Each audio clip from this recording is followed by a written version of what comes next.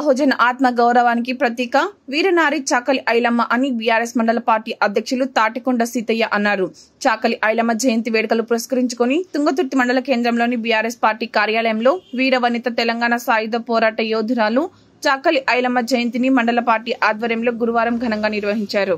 ఈ మేరకు బీఆర్ఎస్ మండల పార్టీ అధ్యక్షులు తాటికొండ సీతయ్య చాకలి ఐలమ్మ చిత్రపటానికి నాయకులతో కలిసి పూలమాలలు వేసి ఘనంగా నివాళులర్పించారు. ఈ సందర్భంగా సీతయ్య మాట్లాడారు. ఈ కార్యక్రమంలో జిల్లా నాయకులు గుండగాని రాములుగౌడ్, తునికి సాయిలు, గోపగాని శ్రీనివాస్, మల్లెపాక వెంకన్న, ఆంగోతు నరేష్, గొంగులోతు వీరోజీ, కుంటపల్లి సుధాకర్, ఏగురి కిరణ్, హరినాయక్ తదితరులు పాల్గొన్నారు.